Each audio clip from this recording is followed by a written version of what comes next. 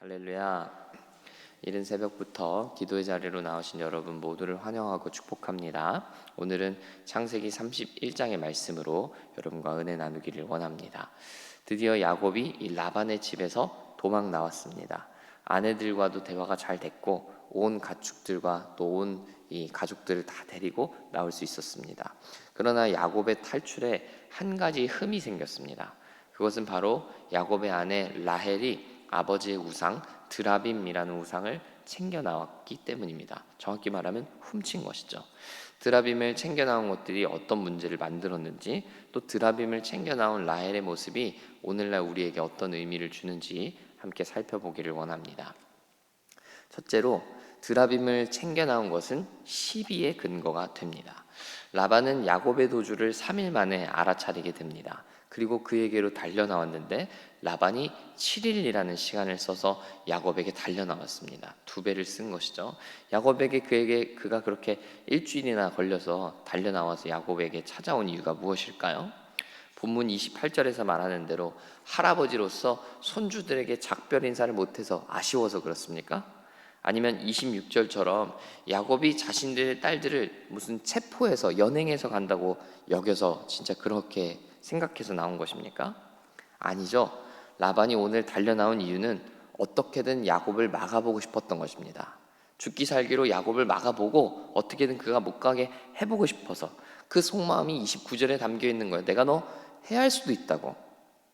되게 순화되어 있는 거죠. 쉽게 말하면 내가 너 죽일 수도 있는데 죽고 살리는 거 내가, 너의 목숨이 내 손에 있다고 협박하는 겁니다 지금. 그러니까 죽을래? 아니면 나랑 같이 갈래? 우리 집으로 다시 돌아갈래? 아니면 내 손에 죽을래? 이 얘기 지금 협박하고 있는 게 지금 그의 본심입니다. 그래서 7일 그 버선발로 뛰어나온 거예요.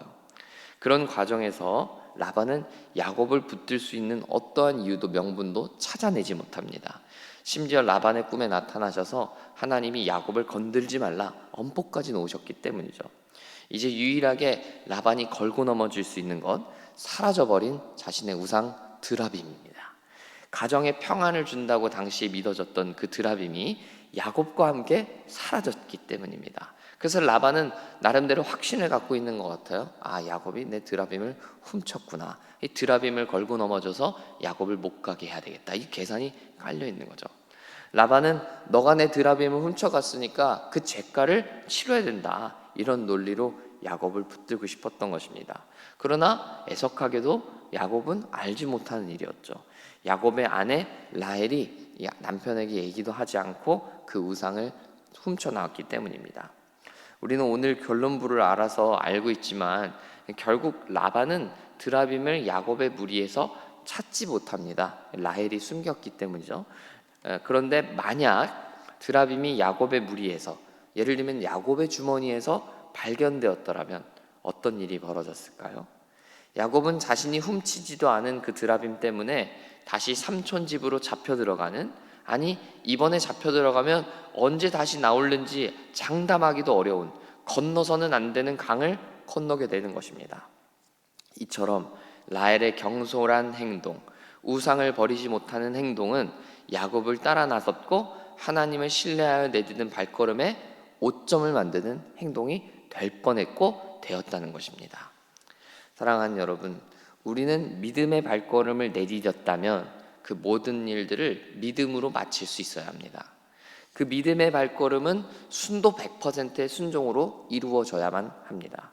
제가 여러 차례 말씀드렸지만 부분적인 순종은 절대적인 순종이 아닙니다. 하나님이 우리에게 원하시는 순종은 순도 높은 100%의 순종이기 때문입니다. 아무리 그렇듯한 그 순종의 길이라 할지라도, 믿음의 길이라 할지라도 하나님 아닌 다른 것들, 우상을 의지하며 내딛는 발걸음이라면 그것은 절대로 하나님이 원하시는 믿음의 모습이라고 볼 수 없을 것입니다. 믿음의 오점을 남기지 마시고 온전하고 또 순전한 순종으로 하나님께 영광이 되는 여러분 모두가 되시기를 간절히 소원하고 축복합니다. 그렇다면 여러분, 라헬이 오늘 집을 떠나면서 드라빔을 왜 챙기게 되었을까요? 아마도 그녀의 마음에 자리 잡고 있었던 두려움 때문이 아니었을까요? 제가 어제도 말씀드렸지만 이 당시 고향을 떠난다는 건 상당히 위험하고 또 두려운 일이라고 말씀드렸잖아요. 그러니까 라헬의 마음 가운데 자리 잡고 있었던 두려움 때문에 라헬이 무언가 붙잡아 보고 싶은 마음에 드라빔을 챙겼던 게 아니겠나 생각해 보는 거죠. 우리는 두려움이라는 이유 때문에 너무나 쉽게 하나님 아닌 다른 것들을 붙들고 의지하고 나의 신으로, 나의 우상으로 삼으려고 합니다. 우리의 삶도 마찬가지라고 생각해요. 믿음의 길을 가는 것은 분명히 두렵고 무서운 길일 수 있습니다. 그러나 두렵다고 해서 하나님 아닌 다른 것들을 의지하면 오늘 라헬과 같이 오점을 남기는, 순종하려 했으나 결국은 불순종하게 되는 그 결과를 만들게 되는 것입니다. 두려울수록 하나님 앞에 나와 기도하는 여러분 되시고, 또 어려운 일이 있을 때마다 내 눈에 보이는 우상을 의지하려고 하지 말고 하늘을 향해 눈을 들고 하나님의 도우심을 구하는 여러분들 다 되시기를 간절히 축복합니다. 이렇게 여전히도 우상을 붙들고 있는 연약한 이 라헬의 모습이었지만 본문 34절에서 그녀의 모습이 이 우상 드라빔의 한계를 보여줍니다. 결정적인 순간에 드라빔은 아무런 힘도 쓸 수 없이 사람의 엉덩이에 그냥 깔고 뭉개지는 존재에 불과했다는 걸 보여줬기 때문이죠. 라반이 이렇게 소중하게 생각해서 찾아 나올 정도이고, 라헬이 집을 떠나오는데 그 긴박한 상황에도 챙겨 나올 정도로 강력하고 사람의 마음을 사로잡고 있었던 우상이었음에도 불구하고 결국 그 드라빔의 자리는 라헬이 깔고 앉은 그 자리, 가장 낮은 자리, 사라져버린 자리, 그런 자리였다는 겁니다.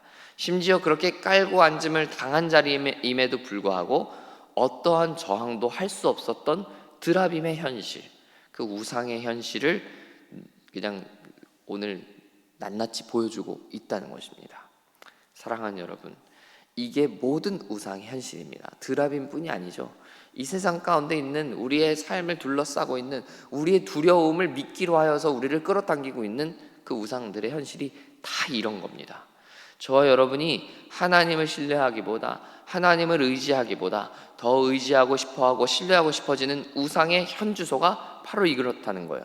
사람이 깔고 앉아도 아무런 힘도 역할도 할 수 없는 무기력한 존재 말입니다. 왜냐하면 우상은 사람의 손으로 만든 존재이기 때문입니다. 사람의 손으로 만들어졌으니 사람보다 더 나을 수가 없어요. 사람보다 더 능력이 있을 수가 없어요. 그런데 우리는 어째서 사람이 만들어낸, 내 마음이 만들어낸 우상을 붙들고 놓아주지 못하냐는 것이죠. 반면에 우리 하나님은 어떠하십니까? 하나님은 우리가 만들어낸 분이 아니라 도리어 우리를 만드신 분입니다. 그러니 얼마나 능력 있고 위대한 분이시겠어요?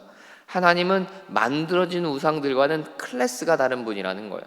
만약 그런 하나님을 우리가 만들어진 우상들 취급을 한다면, 내가 내 입맛에 맞추어서 하나님을 조절하고 만들 수 있다고 생각한다면 그것은 하나님을 믿는 게 아니라 내가 만들어낸 하나님스러운 우상을 믿고 싶은 거예요. 하나님이라고 우리가 이름은 부르지만 실상 그건 하나님이 아니라 드라빔과 전혀 다를 바가 없는 것입니다. 내가 만든 것이니까요. 사랑하는 여러분들이 위대하고 전능하신 하나님을 이상한 신, 이상한 우상들과 바꿔치기 하지 않기를 바랍니다. 가짜를 위해서 진짜를 팔아넘기는 일은 너무나 어리석은 일이기 때문입니다. 우리는 하나님을 믿어야 됩니다. 하나님을 온전히 순전히 바르게 믿어야 합니다. 내가 믿고 싶은 하나님, 내가 만들고 싶은 하나님, 내가 기대하고 싶은 하나님을 믿는 것이 아니라 성경이 가르쳐 주시는 하나님, 성경이 말씀해 주시는 하나님을 믿어야 할 것입니다.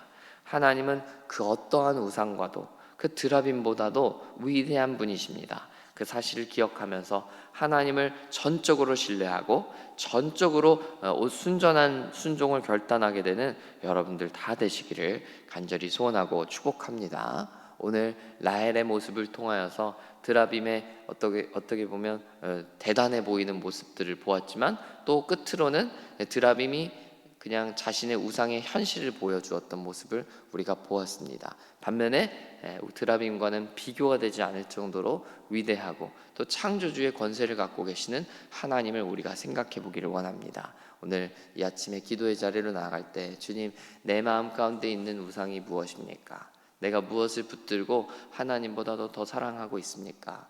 나의 미래에 대한 염려와 걱정이 다 그 우상으로 말미암는 것입니까? 나의 자녀에 대한 사랑, 재물에 대한 사랑, 나의 자리에 대한 사랑, 그 모든 자기 사랑들, 왜곡된 자기 사랑들로 말미암아 하나님을 보지 못하고 하나님을 의지하지 못하고 있는 것들 다 깨끗이 씻어 주십시오. 오직 하나님만 사랑하고 하나님만 믿는 순종의 사람 되게 해주십시오. 이러한 기도 제목을 가지고 주 앞에 나아가는 저와 여러분 우리 모두 되기를 소원합니다. 함께 기도하겠습니다. 하나님 아버지, 우리의 마음에 또 우리의 삶에 알게 모르게 자리 잡고 있는 우상들이 있습니다. 하나님보다도 더 의지하게 되고 하나님보다도 더 의존하고 사랑하게 되는 것들이 있습니다. 하나님, 그 모든 것들 주 앞에 내려놓기를 원하오니 주께서 우리를 붙들어 주셔서 그 모든 드라빔들을 깨어 부수게 하여 주시고 오직 하나님만 의지하고 하나님만 사랑하게 되는 우리 될 수 있도록 도와주옵소서. 우리가 하나님을 믿는다 말하면서도 드라빔을 의지하고 드라빔을 훔쳐나올 정도로 집착하게 되는 이유는 우리의 마음 가운데 우리의 삶에 찾아오는 두려움 때문인 줄 믿습니다. 하나님, 알게 모르게 찾아오는 그 두려움들, 염려들, 근심들을 하나님 앞에 내어놓게 하여 주옵소서. 두려울수록 기도의 자리를 사모하게 하시고 염려가 되고 근심될 수 있도록 근심이 될수록 하나님께 나와 하나님을 의지하며 하나님의 도우심을 구하는 믿음의 사람 되게 하여 주옵소서. 그런 아버지, 오늘 이 아침 되기를 소원합니다. 사랑하는 우리 성도님들, 이 새벽 아침에 이른 아침부터 나와 주님의 말씀을 듣고 주님을 사모하며 나아가오니 하나님, 사모하는 주의 종들에게 하나님 크신 은혜를 베풀어 주셔서 주님의 뜻을 알고 주님의 마음을 알고 무엇보다 순종을 결단하게 되는 우리 모든 성도님들, 또 그 가정, 또 우리의 일터들 다 될 수 있도록 축복하여 주옵소서. 예수님 이름으로 기도합니다. 아멘.